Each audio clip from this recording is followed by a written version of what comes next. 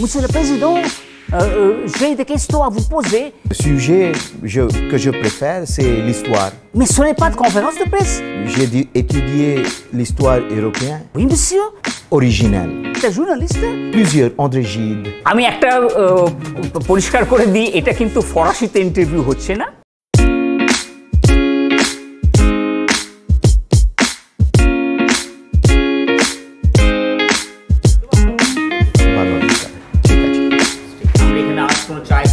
না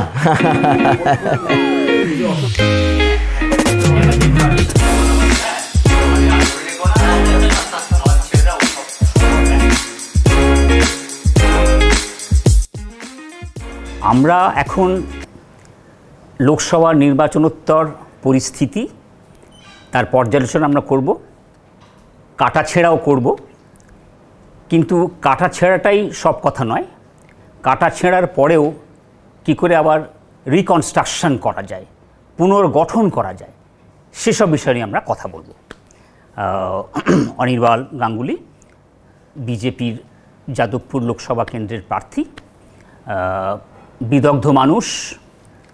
আপনি আপনার পড়াশুনোর জগতে আপনার যে অবাধ গতিবিধি আমরা সবাই জানি। আপনি ভাষাবিদও বটে।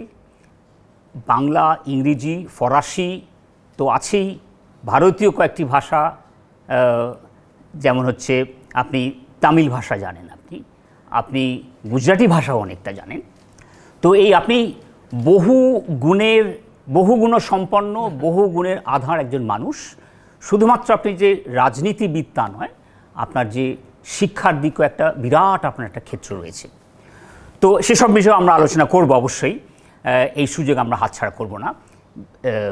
রাজনীতির আলোচনা তো একটা মূল ব্যাপার, কিন্তু তার সাথেও রাজনীতির সাথে যে সমাজনীতি, যে শিক্ষানীতি, এগুলো নিয়ে আমরা আলোচনা করব এই সুযোগে।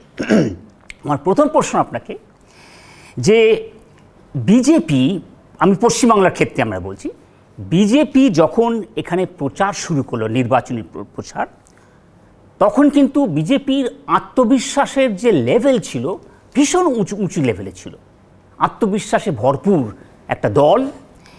এবং আমরাও অনেকে মনে করেছি, বিজেপি তো অবশ্যই মনে করবেন, যে এবারের নির্বাচনী ফলাফল তো অত্যন্ত ভালো হবে, এতটাই ভালো হবে গতবারের যে 18টা সিট ছিল সেটাকেও অতিক্রম করে যাবেন।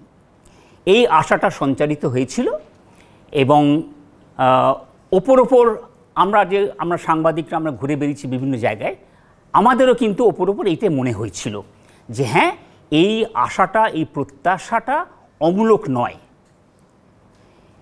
এর কারণটা হচ্ছে একটা বড় কারণ হচ্ছে যে বিজেপির যে প্রচারের সুবিধা ছিল সেটা খুব কমই এই সুবিধা পাওয়া যায়। সুবিধাটা কি না, একটা শাসক দল এখানে বা শাসক একটা সরকার, দুর্নীতি একটা বড় ইস্যু সর্বত্র হয়ে থাকে, কিন্তু এটা শুধুমাত্র দুর্নীতি একটা অভিযোগ নয়, এক্ষেত্রে হচ্ছে একটা প্রমাণিত সত্য যে এই সরকার আকণ্ঠ নিমজ্জিত হয়েছে দুর্নীতিতে, এবং সাধারণ মানুষের জীবন জীবিকা নিয়ে তারা ছিনিমিনি খেলেছে। তো এটা একটা খুব শক্তিশালী একটা ইস্যু। যেমন বোফর্স হয়েছিল, একই রকম অপরাধ, দুর্নীতির বোফর্স ইস্যুতে কেন্দ্রীয় সরকার, রাজীব গান্ধীর সরকার পড়ে যায়। তারপরে আমরা দেখেছি 2G 3G স্ক্যাম হয়েছে, UPA 2, মনমোহন সিংয়ের সরকার পড়ে গিয়েছেন, এবং এই দুর্নীতিটা প্রমাণিত। এটা রাজ্য, পশ্চিমবঙ্গ ছোট রাজ্য, ভারতবর্ষের একটা ছোট রাজ্য, কিন্তু দুর্নীতির স্কেল যদি মাপা হয় তাতে কিন্তু এটাও প্রায় বোফোর্স এবং 2G 3G স্ক্যামের তুলনীয়। এই অবস্থাতে আপনার শুরু করেছিলেন নির্বাচনী প্রচার, নির্বাচনী লড়াই শুরু হয়। কিন্তু আরেকটা ব্যাপার, যে এটা শুধু যে অভিযোগ তা নয়, আদালত বলে দিয়েছে যে দুর্নীতি হয়েছে এখানে। এটা কোনো রাজনৈতিক নেতার কোনো চাপানুতরের কোনো ব্যাপার নয়, এটা প্রমাণিত, কোর্টে প্রমাণিত। ভারতবর্ষের যে সর্বোচ্চ আদালত, সুপ্রিম কোর্ট, এটাকে বললেন যে সিস্টেমিক ফ্রড, একেবারে প্রশাসন ব্যবস্থার মধ্যে এই জোচ্চুরিটা হয়েছে। খুব স্ট্রং ওয়ার্ড, খুব strong। এটা বলা মানে এটা বলা তো কোনো রাজনৈতিক নেতা একটা অভিযোগ করছেন না, একটা যখন চিফ জাস্টিস অফ ইন্ডিয়া বলছেন তার একদম নথিপত্র ভিত্তিতে এই কথাটা উনি বলেছেন। তো স্বাভাবিক বিজেপির প্রত্যাশা হবেই, এটা খুবই বিজেপি যে প্রত্যাশা করছিল যে আমরা অনেক বেশি সিট পাবো, আগের তুলনায় ভালো ফল করবো, খুবই স্বাভাবিক। এখন প্রশ্ন হলো সেটা হলো না, একটা বিপর্যয় হলো, আগের থেকে অনেক কমে গেল। কোথায় কি ভুল হলো? একটা হচ্ছে যে দেখুন, যে কোনো ইলেকশনে আমরা, অর্থাৎ বিজেপি, আমরা প্রত্যেক ইলেকশনে কি হয়, ইলেকশন ইজ এ কম্পিটিশন। যদি আমরা দেখি যে আমরা আমাদের বর্তমান রেকর্ডটাকে বাড়িয়ে নিয়ে আমরা সেটাকে আমরা বাড়াতে চাই, তো যে কোনো দল যে কোনো ইলেকশন যদি সিরিয়াসলি সে কন্টেস্ট করতে চায়, সে মাঠে নামবেই তার প্রিভিয়াস রেকর্ডকে বাড়ানোর জন্য। এবং এটা স্বাভাবিক যে আমরা বলবো যে আমরা গতবার 18 পেয়েছি, 19 পেয়েছি, আমরা এইবারে আমাদের রেকর্ডকে অতিক্রম করে আরও বেশি সংখ্যক সিট আমরা পেতে চাই। That is always the focus of any seriously contested election, seriously campaign election. সেজন্য, এবং যে দল সেটা করে না, যে দলরা সেটা করে না বা করতে পারে না বা করতে চায় না, তার মানে বুঝতে হবে যে তারা ইলেকশনটা লড়ছে একটা রুটিন মাফিক ইলেকশন লড়ার জন্য লড়ছে, তাদের ইলেকশনে তাদের কোনো সেট গোল বা প্যাটার্ন নেই, এবং তারা দুর্বল। এবং সেই জন্য আমাদের সর্বত্র সারা দেশে আমাদের ছিল যে আমরা যা পেয়েছি তার থেকে আমরা বাড়াবো। এবং আমরা যদি আমরা প্রায় 72-71 বছর দেখি, এবং যদি ভারতীয় জনসংঘ এবং বিজেপিকে একই ধারার, এবং যদি না একই ধারা প্রবাহের রাজনৈতিক একটি মুভমেন্ট যদি আমরা দেখি, 1951-52 সালে যখন প্রথম সাধারণ নির্বাচন হয় আমরা 3টে সিট পেয়েছিলাম। শ্যামাপ্রসাদ বাবু নিজে ছিলেন একটা রাজস্থান থেকে এবং দুর্গাচরণ ব্যানার্জি মেদিনীপুর থেকে। এবং তখন কংগ্রেস কটাক্ষ করত যে 3 এরকম বলতো, এবং আমরা সর্বভারতীয় দল হিসেবে কিছু পার্সেন্টেজে আমরা পেয়ে আমরা এগিয়ে গিয়ে সর্বভারতীয় দল হই। সেদিন থেকে আজ অবধি কিন্তু আমাদের সর্বভারতীয় দলের তকমা ঘোচেনি, বেড়েছে। অনেক দল আঞ্চলিক হয়ে শুরু করে সর্বভারতীয় হয়ে আবার আঞ্চলিক হয়ে গেল, কিন্তু তাদের অল ইন্ডিয়া স্টেটাসটা তারা নিজেদের টাইটেলে ছাড়তে চাইছে না, এটা তাদের একটা আইডেন্টিটি ক্রাইসিস। সেই জন্য আমাদের নিজেদের এই competition, we set goals for ourselves, এবং আমরা কন্টেস্ট করেছি, উইচ ইজ ভেরি ন্যাচারাল। এবং এই যে কারাপশনের কথাটা বললেন আপনি এত সুন্দর, because you are one of the most well known journalist in Bengal. আপনি কয়েক যুগ দেখেছেন বলা যেতে পারে, গত 50 বছর আপনি এই বিশেষ করে এই রাজ্যের আপনি সাংবাদিকতা দেখেছেন, আপনার বিশাল একটি প্রেক্ষাপটে আপনি সাংবাদিকতা করেছেন, এবং সেই জন্য আপনার অ্যাসেসমেন্টের অনেক তার অ্যাঙ্গেল এবং তার ডাইমেনশন অনেক বেশি। হ্যাঁ, সত্যি যে এই যে দুর্নীতি, কারাপশন, এটা একটা মেজর ইস্যু। এবং এই দুর্নীতি কারাপশন নিয়ে আপনি বফসের উল্লেখ করলেন, আমরা সেই তবে থেকে Jana Sangh, jeep scandal, Mundra scandal, পরবর্তীকালে মুন্দ্রা, জিপ, তারপরে এই নিয়ে জনসংঘ সরব হয়েছিল চিরকাল, পরবর্তীকালে বোফোস নিয়ে ভারতীয় জনতা পার্টি হয়েছে। আমাদের জন্য কারাপশন ইজ অ্যান ইস্যু, এবং সেটা আমরা তুলতে থেকেছি, আমরা আগামী দিনেও তুলতে থাকব। এবং হয়তো আমাদেরকে এই পুরো বিষয়টা মানুষের কাছে আরও বেশি করে হয়তো আমরা নিয়ে গেছি, বলেছি, আরও বেশি করে বলা উচিত ছিল। এবং যারা এই দুর্নীতির ইস্যু মানুষ নিজেরা দেখেছেন, তাদেরও ভাবার উচিত যে আমরা কি ধরনের একটা সিস্টেম চাই, পরিকাঠামো চাই, মানে সিস্টেমিক ফ্রড যে কথাটা, তাহলে এই সিস্টেমকে আমরা কিভাবে পরিষ্কার করতে পারি, এই সিস্টেমকে আরও কিভাবে ট্রান্সপারেন্ট করতে পারি।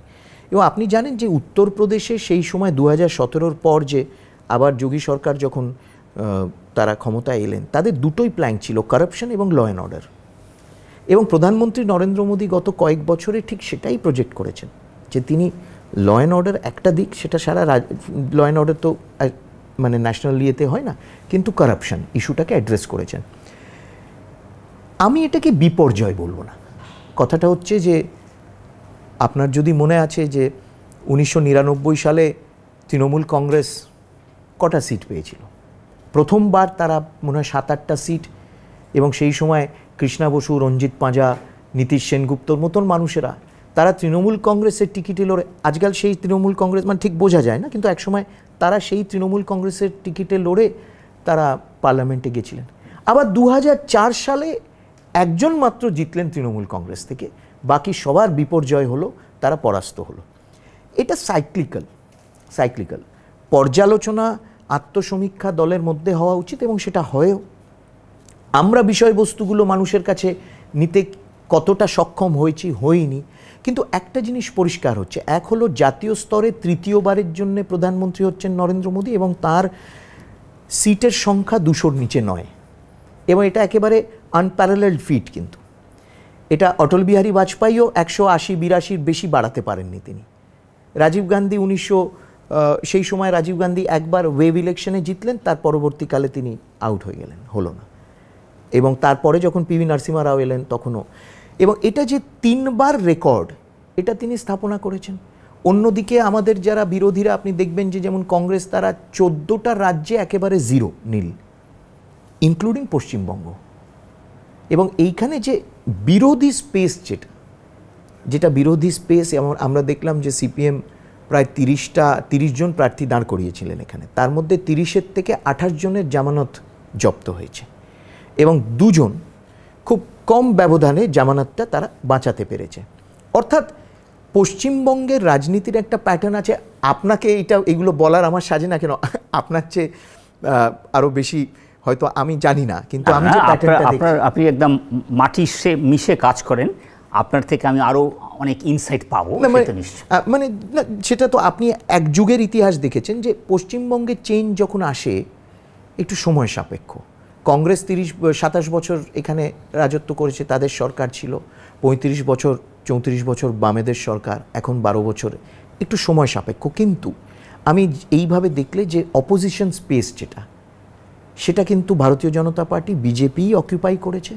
মানুষের মধ্যে বিজেপির একটা অ্যাকসেপ্টেন্স আস্তে আস্তে আরও বাড়ছে এবং সেই অনুপাতে আমাদের ভোট পার্সেন্টেজ সেটা আমরা ধরে রাখতে পেরেছি। সিট হয়তো কমেছে, ধরে রাখতে পেরেছি। জাতীয় স্তরে আমাদের ভোট পার্সেন্টেজ ধরে রাখতে পেরেছি, সিট কমেছে।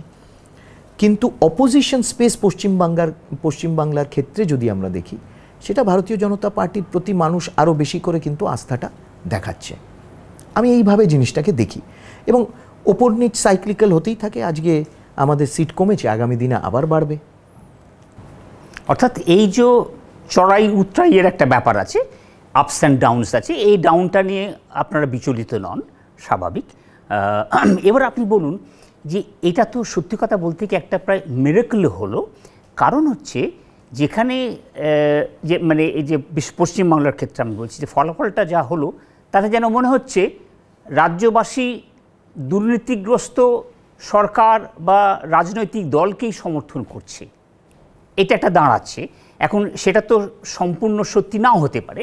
তো এর কারণটা কি? মানে একটা তো আমরা বুঝতে পারছি যে যেভাবে একটা সাম্প্রদায়িক বিভাজন করা হয়েছে, যেটা আপনারা বলে থাকেন তৃণমূল কংগ্রেস, এটা যেটা তো অ্যাপিসমেন্ট পলিসি, তোষণ নীতিটা করেইছে, আমরা দেখতেই পেয়েছি। আমরা এখানে প্রায় 24-30% মুসলিম ভোট আছে। সেই ভোটটাকে কিভাবে নিজেদের কাছে আনা যায় সেটা একটা প্রচেষ্টা নানা রকমভাবে করেছে, সেটা একটা ব্যাপার তো নিশ্চয়ই ছিল। আর এর সাথে সাথে কি আপনার ওই যে বিভিন্ন ভাতা দিয়েছে, হ্যাঁ, সেইটা কি কোনোভাবে মানুষের মধ্যে একটা কি ভয় সৃষ্টি হয়েছিল এই ভাতা থাকবে না? আপনি যদি ওদের ক্যাম্পেইনটা দেখেন, এবং এটা একাধিকবার ওরা বিভিন্ন ক্যাম্পেইনে গিয়ে বলেছেন, ওদের প্রার্থীরা বলেছেন যে এই ভাতাটা এই দল আছে বলে দেওয়া হচ্ছে এবং এই দলকে যদি না জেতায় এই ভাতা বন্ধ হয়ে যাবে।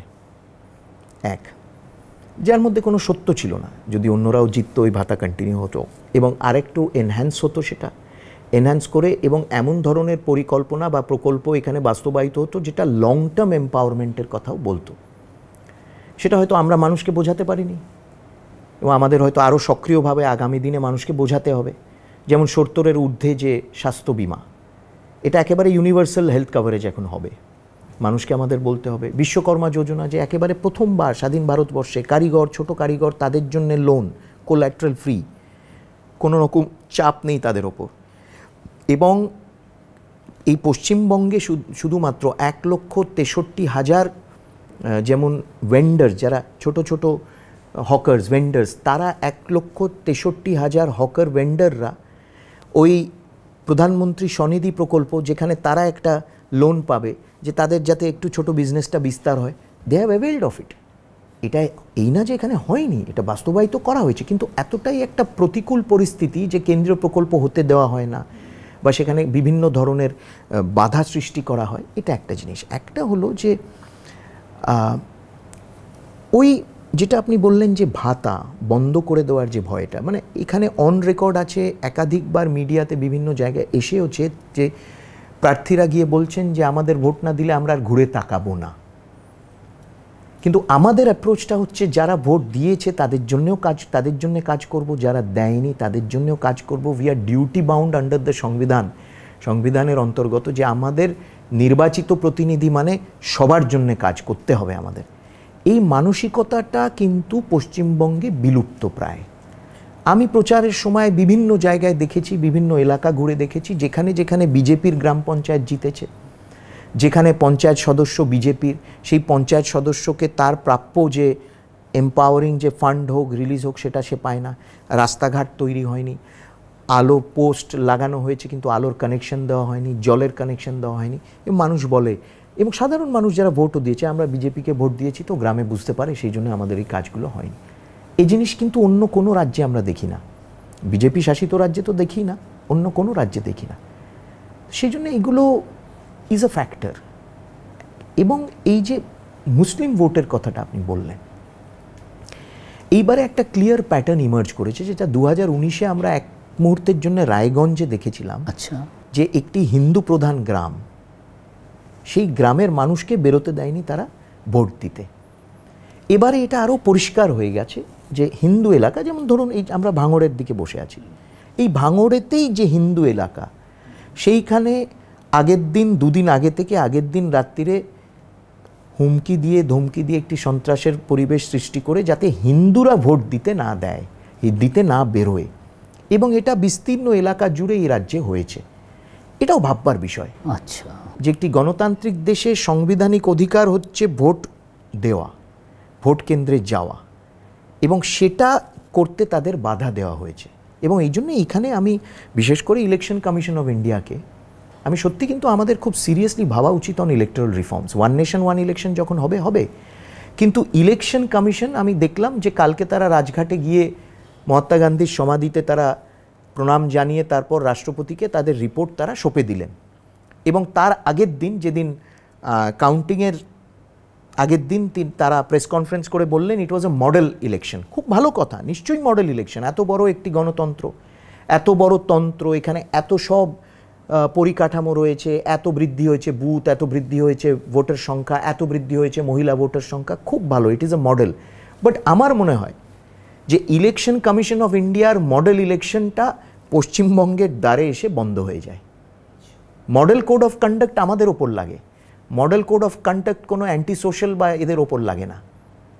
পুলিশ অবজারভার বলুন, জেনারেল অবজারভার বলুন, they have all failed in West Bengal.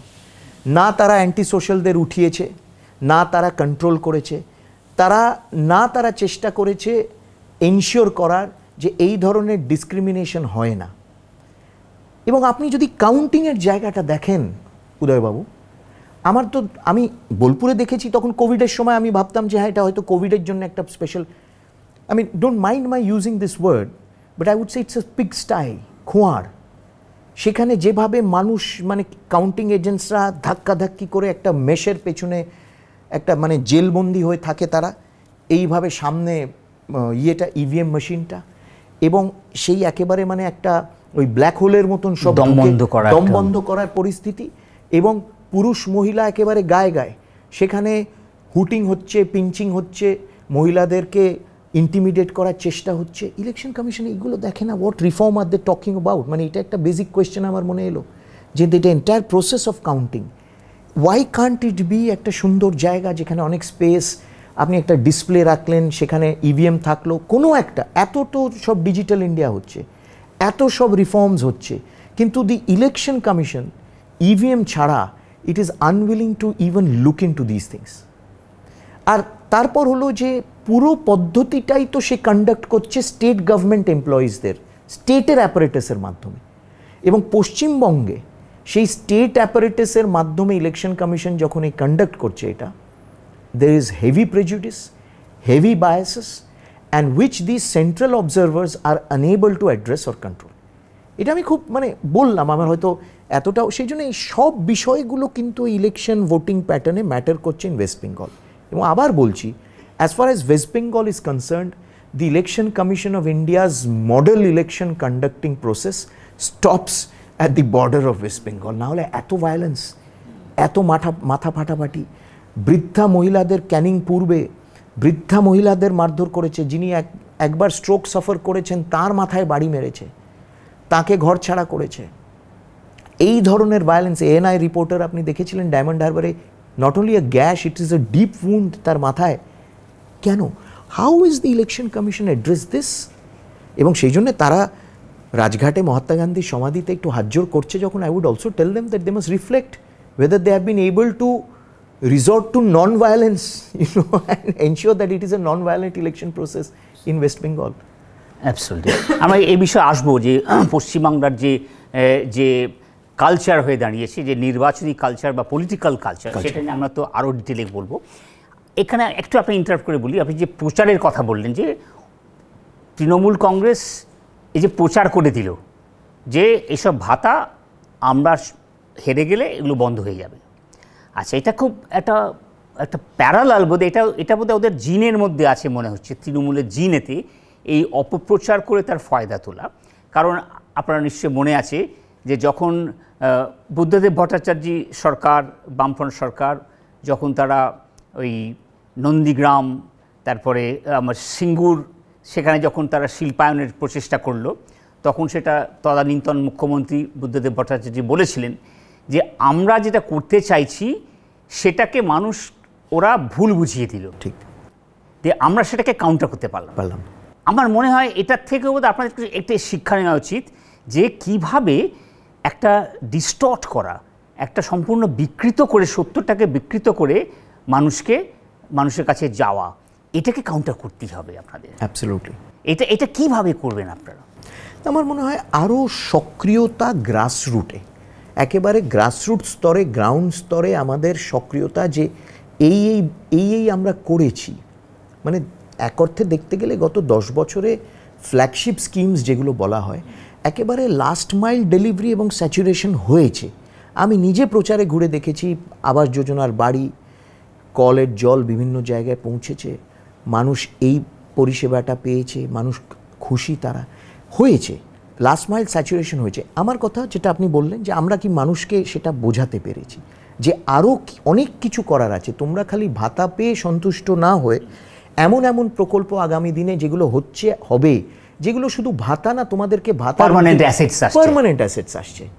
এবং এই যে নন্দীগ্রাম সিঙ্গুর যে হলো সিঙ্গুলার ফেলিয়ার, এই বর্তমান সরকারে যে গত 12 বছরে Singur continues to remain the symbol of deindustrialisation, যেটা এরা অ্যাড্রেস করতে পারেনি। তো যারা ভাতা পাচ্ছে তারা কিন্তু ওই জিনিসটা বুঝতে পারছে না, বা তারা জানে না, তাদের ক্লিক করছে না যে সিঙ্গুর হয়নি, আমরা কি সারা জীবন তাহলে ভাতা পেয়ে থাকবো? এবং মহিলারা যারা ভাতা পাচ্ছে, তাদের পরিবার পিছু ধরুন 4 জন মহিলা রয়েছে, প্রত্যেককে সেই 1000, এই গত 2 মাসে সেটা বাড়িয়ে দিল, প্রত্যেককে ওই 1000 করে পাচ্ছেন, তারা একটা পরিবার পিছু ধরুন 4000 পাচ্ছে, which is quite a bit of money for them. এবং তারা সেই জন্য, কিন্তু তারা ভাবছে না যে লং টার্ম আমাদের কি, এবং তাদের সন্তানরা তাদের ভাতা তো পাবে না তারা। অ্যাবসলিউটলি। এইটা ওদের এই ভাবনাটা কিন্তু আমি লক্ষ্য করেছিলাম অনেকের মধ্যে আছে, এটা যে হ্যাঁ দিচ্ছে তো, কিন্তু আমাদের ছেলেপুলেরা তো চাকরি পায় না। কিন্তু এই যে সিডটা, কিন্তু বীজটা রয়েছে, কিন্তু সেটা আমরা করতে পারি, ওটাকে গ্রো করা, ওটাকে ওরা ভাবে, কিন্তু তারপর ওইটাই হয় যে শর্ট টার্ম, তো আচ্ছা পাচ্ছি তো ঠিক আছে, পরেরটা পরে দেখা যাবে। আচ্ছা, আর একটা বড় ত্রুটি যেটা লক্ষণীয় আপনাদের দলের, সেটা হচ্ছে আপনাদের যে পশ্চিমবাংলার সাংগঠনিক দুর্বলতা দেখা যাচ্ছে। কিন্তু প্রায় 50% বুথেতে কিন্তু আপনাদের সেভাবে মানুষ নেই, কর্মী নেই, থাকতে পারেনি। তার ওপর যেখানে এমনও দেখা গেছে মুসলিম বেল্টে, যেখানেতে মুসলিমদের সংখ্যাটা অনেক বেশি, সেখানে তো প্রায় আপনাদের কর্মী সত্যি খুঁজে পাওয়া খুবই দুষ্কর ব্যাপার। এই ব্যাপারটা কিন্তু একটা বড় কারণ যে একটা ওয়েভ এসছে নিশ্চয়ই। প্রধানমন্ত্রী নরেন্দ্র মোদী তার তার যে ইমেজ, তার কাজের ধারা, উনি যেভাবে পাল্টাতে চেয়েছেন ভারতবর্ষকে, সেগুলো নিয়ে মানুষ দেখেছে সেটা। কিন্তু তার প্রতি তার যে মানে জনপ্রিয়তা এখনও সকলের থেকে আগে আছে। কিন্তু সেটাই তো সব নয়। নির্বাচনী লড়াই মানে হচ্ছে সেটাকে, এই চিন্তা ভাবনাগুলোকে নিয়ে আমার ভোটার ব্যালট বক্সে রিফ্লেক্ট করা।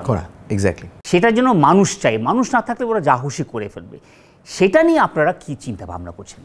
দেখুন, এই প্রচারের যে বিষয়টা, এক হলো যে 2021-এর ভোট পরবর্তী হিংসা এবং যে লেভেলের হিংসা হয়েছিল, সেখানে ইলেকশন কমিশন সম্পূর্ণভাবে ব্যর্থ ছিল। এমসিসি লাগু আছে সেই সময় থেকে শুরু হয়েছিল, ইলেকশন কমিশন সেটাকে কন্ট্রোল করতে পারেনি।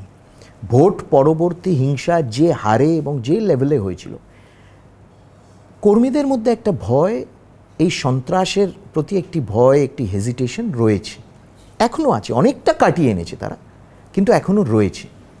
এবং প্রচারের সময় বাধা দেওয়া বিভিন্ন ক্ষেত্রে হয়েছে, সারা রাজ্য জুড়ে আমরা দেখেছি। প্রচারে যেটা বাম আমলে কোনো দিন আমরা দেখিনি, এবং বামেরা অবশ্যই তারা অ্যাকসেপ্ট করবে, এই যে গো ব্যাক বলা, ব্ল্যাক ফ্ল্যাগ দেখানো, হুটিং করা, তারপরে একটা রোড শো হচ্ছে, সেখানে একটা অরাজকতার সৃষ্টি করার চেষ্টা। প্রচার একটা সবার অধিকার, ইলেকশনের সময় সবার অধিকার, সবাই লেভেল প্লেইং ফিল্ড থাকতেই পারে। পোস্টার ব্যানার ছেঁড়া, দেয়াল লিখন মুছে দেওয়া, প্রচারের সময় এই ধরনের একটি পরিস্থিতির সৃষ্টি করা যেটা একটা ল অ্যান্ড অর্ডার হয়ে যায়। And police by and large is always compromised, কিছু কিছু এক্সেপশন ছাড়া। এমসিসি থাকলেও ইলেকশন কমিশনকে যে লাগাতার কমপ্লেন করা, সেই কমপ্লেনগুলোকে অ্যাড্রেস না করা, যার ফলে কি হয়, প্রচারের সবসময় লেভেল প্লেইং ফিল্ডটা থাকে না। আমরা যেখানে ক্ষমতায় আছি, একটা উদাহরণ কেউ দিতে পারবে না যে কি উত্তরপ্রদেশ হোক, মধ্যপ্রদেশ হোক, আসাম হোক, যেখানে আমরা বিজেপি ক্ষমতায় আছে, সেখানে প্রচারে এই ধরনের বাধা সৃষ্টি করা হচ্ছে। আমরা করি না কেন? ফ্র্যাঙ্কলি স্পিকিং, একটা লেভেল আমরা আসতে পারি না। We maintain a certain level. সেইখানে প্রচারের এই খামতিটা হয়েছে, যে প্রচারের বাধা, প্রচারের একটা ভয় সৃষ্টি করা, প্রচারকে ডিস্টার্ব করা। যে যার প্রচার, এটা তো গণতন্ত্রের উৎসব। আমরা মানুষের কাছে যাই, আমরা আমাদের বিষয়গুলো রাখি, যুক্তি দিয়ে রাখি, আমরা ডিবেট করি, এটাই তো হওয়া উচিত, কিন্তু এটা এখানে হয় না। এক। দুই হলো ওই যে ভয়, 2021-এর সন্ত্রাস, ভোট পরবর্তী হিংসা এবং সন্ত্রাস, আমাদের প্রায় 200-র ওপর কার্যকর্তা তারা প্রাণ হারিয়েছেন, ঘর ছাড়া বহু হাজার মানুষ হয়েছে, এবং এই নিয়ে অনেক সারা দেশে এই নিয়ে তোলপাড় হয়েছিল। ওই সাইকিতে ওটা এমবেডেড রয়েছে। সেই জন্যে বুথ স্তরে বসা এজেন্ট অনেকে হেজিটেট করে, তারা প্রচার করবে, তারা সঙ্গে আছে, কিন্তু বুথে বসতে তারা ভয় পায়। কেন? ওই বুথ এজেন্টদেরকে টার্গেট করা, বুথ ভিত্তিক তাদের টার্গেট করা, তাদের মারধর করা, এটা ইলেকশনের কাউন্টিংয়ের, এই ভোটিংয়ের আগে হয়, ভোটিংয়ের পরে হয়, দে বেয়ার দ্য ব্রান্ট, এটা একটা রয়েছে। এবং আপনি যেটা বললেন, হ্যাঁ সত্যি, সংখ্যালঘু এলাকাতে আমাদের কোনো এজেন্টকে বসতে দেওয়া হয় না। This is the reality. এবং এটাই সত্য যে কোনো এজেন্টকে সেখানে বসতে দেওয়া হয় না। যদি বসার চেষ্টা করে, তাদেরকে মারধর করে বার করে দেওয়া হয়। সেই জন্য আমি আবার বলছি যে ইলেকশন কমিশন ওই যে দোরগোড়ায় এসে থেমে গেছে মডেল কোড। ইলেকশনের পর ইলেকশন যাচ্ছে, কিন্তু ইলেকশন কমিশন এই ইস্যুগুলোকে অ্যাড্রেস করছে না, করতে পারছে না, সিস্টেমিকভাবেও অ্যাড্রেস করতে পারছে না। এবং এমনই একটা পলিটিক্যাল মেন্টালিটি সৃষ্টি করা হয়েছে যে সংখ্যালঘু এলাকাতে বিজেপির এজেন্ট বসতে পারবে না। কেন? বিজেপি হিন্দু পার্টি, হিন্দুরা বিজেপির জন্য ভোট করে বলে এখানে বসতে পারবে না। সো ওই আপনি ধরুন 400 বা 500টা বুথেই তো আপনার লেভেল প্লেইং ফিল্ড চলে গেল। এবং ইলেকশন কমিশন ওয়েব ক্যামেরা রাখা সত্ত্বেও the election commission is unable to ensure যে তারা এজেন্ট বসতে দিচ্ছে না। প্রথমে এজেন্ট বসানো, তাও যদি বসতে না দেয়, তাহলে election commission takes charge to ensure যে ভোটিংটা হয়। যে মানুষ এসে ভোটটা যাতে দিতে পারে regardless of weather we have agents or not, সেটাও তারা সুনিশ্চিত করতে পারছে না। সেই জন্যে লেভেল প্লেইং ফিল্ডটা হচ্ছে না, না প্রচারে হচ্ছে, না ভোটিংয়ে হচ্ছে। এবং আপনার যে কর্মী তৈরি করবেন সেইটা 21 সালের যে অভিজ্ঞতা, তাতে দেখা যাচ্ছে কর্মী যে তৈরি করবেন সেখানেও বাধা পাবে, কারণ তারা চিহ্নিত হয়ে যাবে, সেই জন্য করা যাচ্ছে। তাও হচ্ছে এইসব বাধা সৃষ্টি করা সত্ত্বেও হচ্ছে, কিন্তু ওই যে চিহ্নিত হওয়ার একটা ভয়, মানে কিনা একটা অদ্ভুত পরিস্থিতি না যে পশ্চিমবঙ্গে, যে আমার personal space and political space is mingled. যে আমার পার্সোনাল স্পেস, আমার নিজের ছোট দোকান থাকতে পারে, আমার নিজস্ব একটা ছোট ব্যবসা থাকতে পারে, আমি টোটো চালাতে পারি, এবং আমি অন্য একটা দলও করতে পারি, এবং আই ক্যান সার্ভাইভ, যেটা সারা দেশে রয়েছে, শুধু পশ্চিমবঙ্গে নেই। তুমি যদি টোটো চালক এবং তুমি বিজেপি করো এবং তুমি বুথে বসেছো, তোমার টোটো কেড়ে নেওয়া হবে। তুমি যদি তোমার কাঠের দোকান আছে, ছোট ব্যবসা রয়েছে, এবং তুমি যদি বিজেপি সক্রিয়ভাবে তোমার এলাকাতে করেছো, এই আজকেও ভাঙড়ে, কালিকাপুরে, তোমার দোকান লুটপাট হবে, ভাঙচুর হবে, বা তোমার বাড়িতে এসে ভয় দেখানো হবে। So what has happened, there is no separation, যেটা অন্য প্রত্যেক রাজ্যে রয়েছে। There is no separation between political space and your personal space. এটা সম্পূর্ণভাবে এরা শেষ করে দিয়েছে। মানে এই যে ত্রাসের বাতাবরণ, হ্যাঁ, তার প্রকৃষ্ট বা নিকৃষ্টতম উদাহরণ হচ্ছে সন্দেশখালী। অ্যাবসলিউটলি একটা এপিটোম, যেন যে কি করে বিরোধী কণ্ঠস্বর শেষ করে দিতে হয়। হ্যাঁ, এবং তার যে নগ্ন চেহারা সারা ভারতবর্ষ দেখেছে। অতএব এটা একটু কঠিন একটা জায়গা, একটা হ্যাঁ, খুবই কঠিন। আর দেখুন, বসিরহাটে কাকে দাঁড় করালো অ্যাজ প্রার্থী? হাজী নুরুল ইসলাম, এবং সে জিতল কয়েক লক্ষ ভোটে। তার মানে ভোট প্রক্রিয়া সেখানে কিভাবে হয়েছে আমরা জানি। সন্দেশখালী যদিও বা বিজেপি জিতেছে, কিন্তু পুরো ভোট প্রক্রিয়া বসিরহাটে কিভাবে হয়েছে? তো ইলেকশন কমিশন কার কাছে অ্যাকাউন্টেবল, এটাও একটা প্রশ্ন থেকে যাচ্ছে। এবং এই হাজী নুরুল ইসলাম সেই হাজী নুরুল ইসলাম যে দেগঙ্গাতে দুর্গাপুজো যাতে হিন্দুরা না করতে পারে তার সম্পূর্ণ চেষ্টা নেতৃত্ব দিয়েছিল 2010 সালে। তা ইলেকশন কমিশনের যে অ্যাকাউন্টেবিলিটিটা, সেটা কোথায়? ইলেকশন কমিশনের যে অবজারভার্সরা আসছে, police observer, special observer, general observer, একেবারে বাঘা বাঘা নাম সব, IAS IPS, who are they accountable to? যা খালি ইলেকশন প্রক্রিয়া হয়ে গেল, সার্টিফিকেট হাতে ধরিয়ে দিল, কাউন্টিং হয়ে গেল, ডান। কিন্তু প্রক্রিয়াটা কিভাবে হলো? Sandeshkhali is an example of that.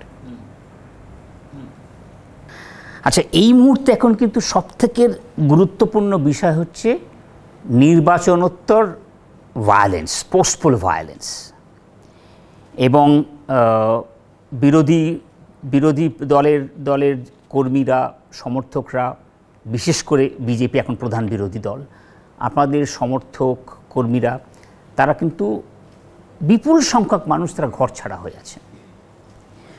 তো কারণ তারা জানেন যে আক্রমণ আসবে।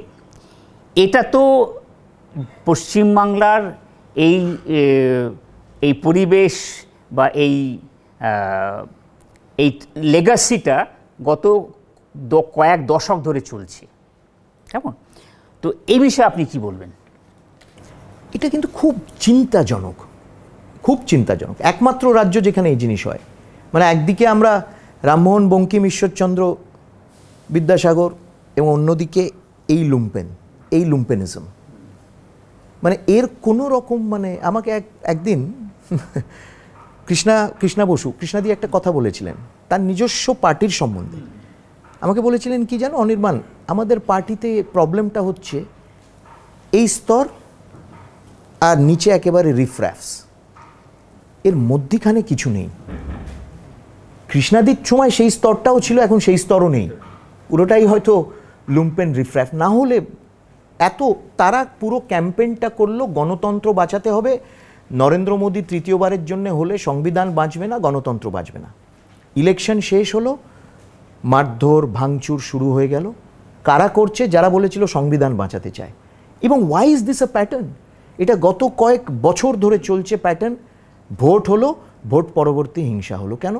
এবং হিংসা হওয়ার আগে সব ঘর ছেড়ে চলে গেল। কেন? তারা জানে যে এরা বুথে বসেছিল, তো রাতের অন্ধকারে তাদের বাড়িঘর ভাঙচুর হবে। কেন? ওয়াই? এবং হু অ্যাড্রেসেস দিস ইস্যু? এবং এটা এমন একটা ভিশিয়াস সাইকেল হয়ে গেছে, অন্য রাজ্যের লোকেরা অবাক হয়ে যায় যে এই জিনিস সম্ভব, তাদের রাজ্যে হয় না। ত্রিপুরাতে আমরা যখন ক্ষমতায় এলাম বাম শাসনের অবসান ঘটিয়ে, একটা এই ধরনের ঘটনা ঘটেনি। ত্রিপুরাতে আমরা দ্বিতীয়বারের জন্য এলাম, একটা এই ধরনের ঘটনা ঘটেনি। তার মানে সম্ভব এটা করা। মধ্যপ্রদেশ, আসাম, গুজরাট, রাজস্থান, কংগ্রেসের শাসন অবসান ঘটিয়ে আমরা ক্ষমতায় এলাম, হয়নি এই জিনিস। বেঙ্গল স্পেসিফিক হয়ে যায়, একেবারে বেঙ্গল স্পেসিফিক। কেন এতটাই প্রতিশোধের মানসিকতায় রাজনীতিটা হয় এখানে, যে সেই প্রতিশোধের যে খিদেটা মেটানোর জন্য এই ধরনের হিংসা তারা ছড়াতে থাকে। It is absurd, it is abnormal. তার মানে এর মূলে যদি যাই আমরা, যে এখানকার যে পলিটিক্যাল কালচার যেটা হচ্ছে, সেখানে সহনশীলতা, বিশেষ করে বিরোধীদের প্রতি যে একটা কার্টেসি, সেগুলো উঠে চলে গিয়েছে, একদম নেই। আমি সেদিনকে কাউন্টিং সেন্টার থেকে বেরোচ্ছি, যখন সবাইকে যারা যারা আমাদের কাউন্টিং এজেন্ট ছিল তাদেরকে নিয়ে বাইরে একটা বিশাল মব, তো ওই ধরনের হুটিং, ওই ধরনের, এবং জয় বাংলা স্লোগান। উদয়বাবু, জয় Bangla is not our slogan, and I am surprise যে হিন্দুরাও জয় বাংলা বলছে। বঙ্গবন্ধু সেই জয় বাংলা স্লোগান দিয়েছিলেন বাংলাদেশের মুক্তিযুদ্ধের জন্য। ওরা জয় বাংলা পশ্চিমবঙ্গে বলছে কি পশ্চিমবঙ্গকে আলাদা করে দিতে চাইছে নাকি? ভারত মাতার জয় বলুক, জয় পশ্চিমবঙ্গ বলুক, জয় মা কালী বলুক, জয় বাংলা এটা একটা anti slogan. It is antithetical to what we stand for in West Bengal. এবং ওই ধরনের হুটিং, ওই ধরনের হেকলিং আমাদের যে লোকেদের তারা করার চেষ্টা করছিল ওই সময়, তাদের নেতারা আড়ালে সৌজন্য দেখাবে, কিন্তু বাইরে তারা মবকে ইনস্টিগেট করবে এই জিনিস করার জন্য। এই হচ্ছে প্যাটার্ন। এই প্যাটার্নও শেষ হবে, এর শেষও আমরা একদিন দেখবো। But you see, this is a culture which is not in sync with Bengal's core psyche. এটা হতে পারে না এই জিনিস। অ্যাবসলিউটলি। এই প্রসঙ্গে খুবই প্রাসঙ্গিক হবে এটা, আপনি আনন্দিত হবেন যে এই বাংলার যে মাটি, সেই মাটি জন্ম দিয়েছে শ্রী অরবিন্দকে। শ্রী অরবিন্দর আপনি শুধু ফলোয়ার নন, আপনি শ্রী অরবিন্দ নিয়ে আপনার পড়াশুনো, আপনার চর্চা অনেক গভীরে গেছে। আপনি এই বিষয়ে একটু কথা বলুন যে বাংলার এই লেগাসি, শ্রী অরবিন্দের লেগাসি, এবং এখন তার কি পরিণতি হয়েছে, এইটা একটা আপনি বলুন। আমাদের দৈনন্দিন আমাদের সিস্টেমের মধ্যে এই মনীষা, এই আইকনসদেরকে আমাদের আবার ফিরিয়ে আনতে হবে, যেটা একেবারেই পুরোপুরি মানে এক অর্থে বলা যেতে পারে তাদের নির্বাসন হয়ে গেছে। শ্রী অরবিন্দ থেকে রামানন্দ চট্টোপাধ্যায়কে মনে রেখেছে আজকে, রামানন্দ বাবুকে, তার বাংলার অর্ধ শতাব্দী, তার বাংলার ইতিহাসে তার অবদান।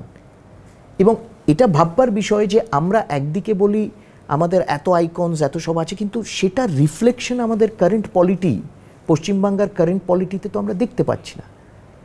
শ্রী অরবিন্দের শেষ মানে এক বলা হয়, আপনি যদি নীরদ বরণের বই শ্রী অরবিন্দের সাথে 12 বছর, অসাধারণ বইটা, বাংলায় অনুবাদ আছে, 12 years with শ্রী অরবিন্দ। শ্রী অরবিন্দের যখন শেষ মুহূর্ত, একেবারে শেষ দিকে তার শরীর খারাপ, তিনি সেমি ইয়েতে মানে কোনো সময় জ্ঞান আসছে আবার ইয়ে হচ্ছে, তখন এইখানে পশ্চিমবঙ্গে সবে তখন পশ্চিমবঙ্গ গঠন হয়েছে, বিভিন্ন জায়গায় চলছে, রেফিউজি মুভমেন্টস আসছে। শ্রী অরবিন্দ একটু শরীর ঠিক হলো সেদিনই, পরের দিনই তিনি তার সমাধি হলো, মহাসমাধি হলো। আগের দিন তিনি একটু উঠে বসেছেন, তাকে বিভিন্ন প্রশ্ন করে অন্যরা করলেন, এই বিষয় ও বিষয় করে ছেড়ে দিলেন। তিনি একটা কাউন্টার প্রশ্ন করলেন নীরদ বরণকে, what about Bengal? You did not ask me about Bengal. 40 বছর একজন বাংলার বাইরে চলে গেছেন, তার শেষ মুহূর্ত তিনি বাংলাকে নিয়ে ভেবেছেন। তো আমার কথা হলো যে আমাদের বর্তমান সামাজিক পরিস্থিতি, সামাজিক পরিবেশ, আমাদের বর্তমান রাজনৈতিক পরিবেশ, আমাদের শিক্ষা পরিবেশে আমরা কি এই মনীষীদের কিছু রিফ্লেকশন কি দেখতে পারছি? আমার তো মনে হয় না পশ্চিমবঙ্গে, আমার মনে হয় না। কেউ যদি দাঁড়িয়ে বলে আমি রামকৃষ্ণ মিশনের জন্য এই করে দিয়েছি, আমি বড়মার জন্য ওই করে দিয়েছি, আমি এই বানিয়ে দিয়েছি আপনার দক্ষিণেশ্বর মন্দিরের জন্য, আই থিঙ্ক স্ম্যাক্স অফ অ্যারোগ্যান্স। মানে আসলে এই কালচারটা কিন্তু বামপন্থী মার্কসিস্টরা শুরু করেছিলেন, যে এই নির্বাসন, আমাদের বাংলার মনীষীদের নির্বাসন দেওয়া, দিয়ে রাশিয়া চীনের নেতা নেত্রীদের আইকনিক ফিগারদের এখানে ইনস্টল করা, এটা প্রসেসটা স্টার্ট করে। ঠিক আছে, তারা একটা করলে পারেও তারা একটা মাপের মানুষ ছিলেন। এখন কিন্তু তারাও নেই, মনীষীরাও নেই, ভ্যাকুম। এবং ভ্যাকুমের মধ্যে যেমন নেচারের মধ্যে ভ্যাকুম তো এক্সিস্ট করতে পারে, সেটা ফিল্ড আপ হয়ে যায়।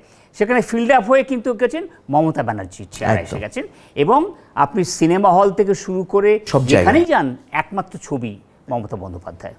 তো তার থেকে এটা ডিক্লাইন হয়ে গেল, এটা তো খুব বিপদের কথা, খুবই বিপদ। মানে কথাটা হচ্ছে যে এই ভ্যাকিউমটা ফিল আপ করলো এমন একটা ন্যারেটিভ, যে এই ন্যারেটিভের ভবিষ্যৎ কী, বা এই ন্যারেটিভের মাধ্যমে তাহলে পশ্চিমবঙ্গের ভবিষ্যৎটা কী।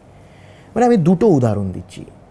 ধরুন ঈশ্বরচন্দ্র বিদ্যাসাগর মহাশয়ের বাড়ি উত্তর কলকাতায়, যে বাড়িটা রিস্টোরেশন হয়েছে, কিন্তু আপনি গিয়ে দেখবেন নিচে, আমি যে সময় গেছিলাম, রিস্টোরেশন হয়েছে কিন্তু বন্ধ পড়ে আছে। রাজা সুবোধ মল্লিকের বাড়ি ওয়েলিংটন স্কোয়ারে, যে বাড়িতে শ্রী অরবিন্দ থাকতেন, তিলকের সাথে প্রথম শ্রী অরবিন্দের দেখা হলো, যে বাড়িতে বিপ্লবীরা বসে বৈঠক করতেন, যে বাড়িতে রবীন্দ্রনাথ এসছেন, বিপিন পাল এসছেন, হুজ হু সেই সময়কার বাংলার সেই কেন্দ্র ছিল, একটা প্রাণকেন্দ্র। আজকে কত দশক ধরে আপনি দেখবেন সেই বাড়ি ভগ্ন অবস্থায়, এখন ডেঞ্জারাস বিল্ডিং বলে তার আখ্যা দেওয়া হয়েছে। কোনো রকম উদ্যোগ না কলকাতা বিশ্ববিদ্যালয় না পশ্চিমবঙ্গের সরকারের দিক থেকে যে সেটাকে রিস্টোর করা, বা সেটাকে জাতির উদ্দেশ্যে এমন একটা মেমোরিয়াল বানানো যাতে সেখানে একটা সুন্দর আলিপুর জেলে যে মেমোরিয়ালটা, সেখানেও তো জমি হড়প করার একটা হিড়িক পড়ে গেছিল, কোর্ট হ্যাড টু ইন্টারভিন, তারপর তারা সেটা করলো। আমার কথা হচ্ছে যে ভ্যাকিউমটা যেটা হয়েছিল, এই ভ্যাকিউমটা সঠিকভাবে ফিল আপ করা যেত, একটা নতুন ন্যারেটিভ তৈরি করা। কিন্তু যদি রবীন্দ্রনাথের সাথে রেষারেষি শুরু হয়ে যায় যে বিশ্বভারতী, সেই জন্য বিশ্ব বাংলা বিশ্ববিদ্যালয়, কথাঞ্জলি এবং গীতাঞ্জলি, জলাঞ্জলি, এইসব যদি শুরু হয়ে যায়, মা শারদা, রামকৃষ্ণ, তাদের জায়গাও উনি রিপ্লেস করতে যাচ্ছেন, এমন একটা তার যে মানে গীতা শেষ হয়ে যাবে, এইসব দৃষ্টতা, যে আমার কাহিনী কন্টিনিউ হবে। আমার মনে হয় this is complete a bankruptcy of thought. Absolutely.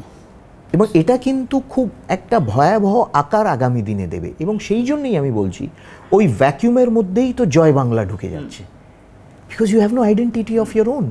তুমি একটা বিদেশি রাষ্ট্রের স্লোগান নিয়ে নিজে সেটাকে তুমি আওড়াচ্ছ কেন? ওই যে ভ্যাকিউম, এবং ওই ভ্যাকিউমে there is no thinking, there is no long term thinking. শিক্ষাক্ষেত্র এরকম মানে অযোগ্য মানুষরা ঢুকে পড়ছেন সরকারি পৃষ্ঠপোষকতায়। মানে এই যে বিশ্ববিদ্যালয়ে, কি মানের বিশ্ববিদ্যালয়, যে আমরা বিশ্ববিদ্যালয় নির্মাণ করছি, আপনি তো এত ঘুরেছেন, এখনো ঘুরলে দেখবেন যে একটা বাউন্ডারি ওয়াল আর একটা বিল্ডিং বিশ্ববিদ্যালয় হয়ে গেছে। তার কি মানে, তার কি কোনো আইডেন্টিটি আছে, কোনো বিশেষত্ব আছে? কেউ কি এই নিয়ে ভাবনা চিন্তা করেছে যে আমরা রাজ্যে যে স্টেট ইউনিভার্সিটিসগুলো দাঁড় করাচ্ছি, প্রত্যেকটা স্টেট ইউনিভার্সিটির কোনো বিশেষত্ব থাকবে? না, হচ্ছে না সেটা।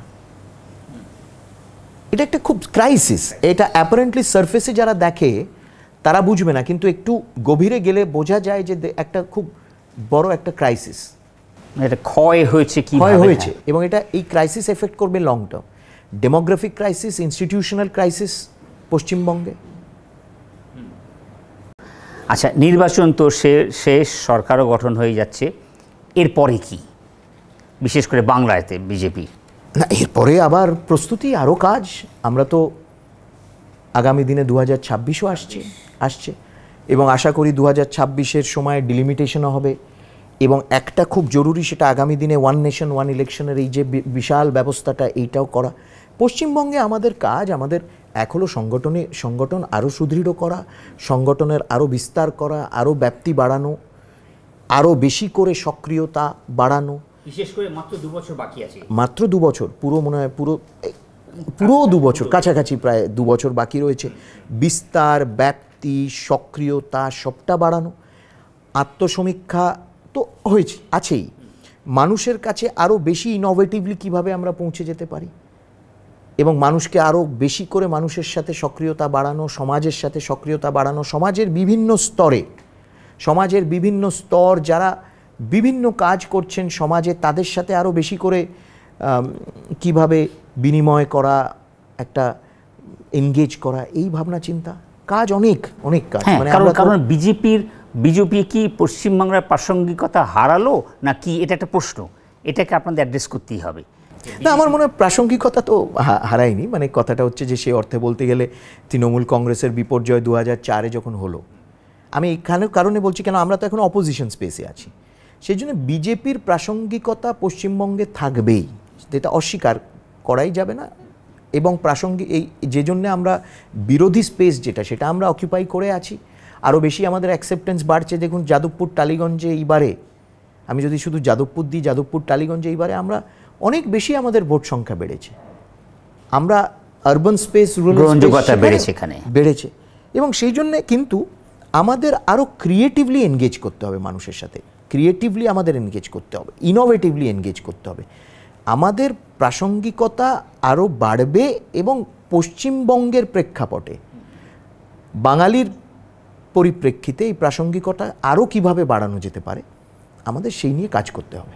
বেশ, এই প্রসঙ্গে আমার শেষ প্রশ্ন আমি করি, সেটা হচ্ছে যে আপনার কি মনে হয় না যে বিজেপির এখন আরও বেশি করে কনসেন্ট্রেট করা উচিত bread and butter issues rather than on religious issues, specially the Hindu Muslim divide? এইটা নিয়ে আপনি কী বলবেন? উদয়বাবু দেখুন, আমরা গত 10 বছরে এই ব্রেড অ্যান্ড বাটার ইস্যুর ওপরেই তো ফোকাস করেছি এবং আমরা করতেই থাকব। পানীয় জল, সুলভ দামে ওষুধ, জন ঔষধি, রাস্তাঘাট, বন্দে ভারত এক্সপ্রেস, গ্রামীণ রাস্তাঘাট, শৌচালয়, মেডিকেল কলেজ, এগুলো সব ব্রেড অ্যান্ড বাটার ইস্যু। কর্মসংস্থান বাড়ানো, একটা এমন এমন পরিকল্পনা নেওয়া, এমন প্রকল্প করা যেখানে মানুষের কর্মসংস্থান বাড়ে, ট্যুরিজমে আরও বেশি ইনভেস্টমেন্ট করা, যাতে আগামী দিনে আগামী কয়েক বছরের মধ্যে প্রায় 30 কোটি চাকরি জেনারেট করবে এই ট্যুরিজম সেক্টর। হচ্ছে, আমরা ব্রেড অ্যান্ড বাটার ইস্যুতে কমপ্লিটলি ফোকাস করছি। কিন্তু অন্য দিকটা, which I would not like to call it religious, আমি বলি ডেমোগ্রাফিক, যে আজকে 3/4 ভোট কংগ্রেস পেয়েছে মাইনরিটিসদের, এবং কংগ্রেস এমন এমন এজেন্ডা, যারা মানে ইন্ডি জোট, তারা এমন এমন এজেন্ডা পুশ করেছে যেগুলো ভেরি ডিভিজিভ এজেন্ডা। এবং আগামী দিনে বিশেষ করে পশ্চিমবঙ্গের ক্ষেত্রে demography is appearing to be a challenge. আমরা একটা সীমান্তবর্তী রাজ্য, আমাদের ইতিহাস, দেশভাগের ইতিহাস রয়েছে। পশ্চিমবঙ্গ আজ থেকে 75 বছর আগে শ্যামাপ্রসাদ, এবং 20 জুন পশ্চিমবঙ্গ দিবস আমরা পালন করব, শাসক দল বিরোধিতা করে।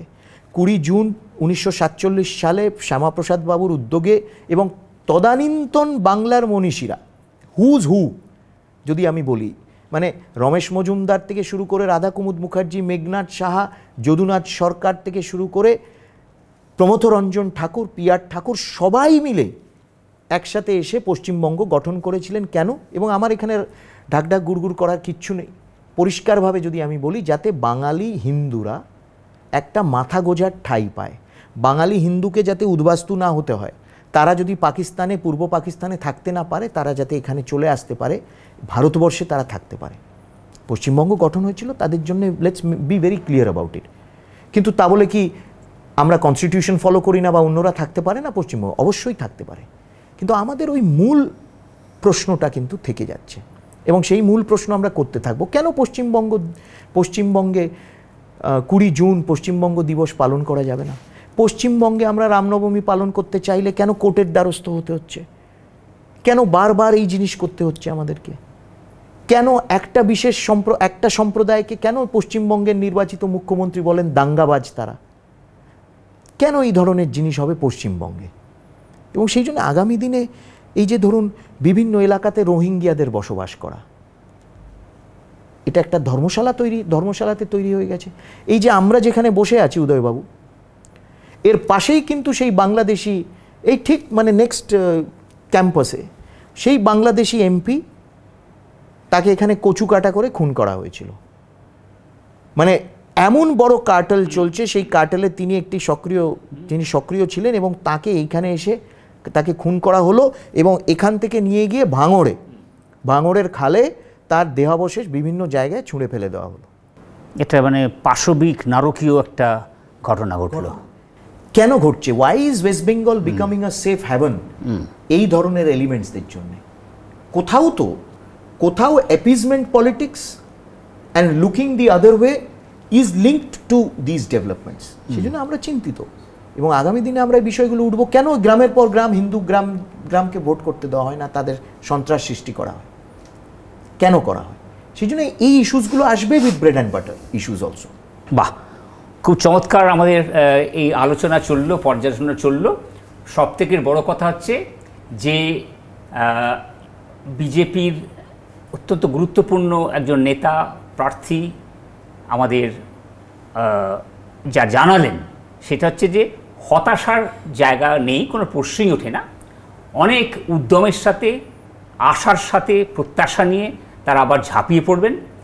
বিজেপির আজকের পশ্চিমবাংলার যে ফলাফল হয়েছে এটাই শেষ কথা নয়, এটাই শেষ কথা বলবে না। এই প্রত্যাশা, এই প্রত্যয় নিয়ে বিজেপি এগিয়ে চলবে। আমাদের অবশ্য শুভেচ্ছা রইল। নমস্কার, অনেক ধন্যবাদ, অনেক ধন্যবাদ।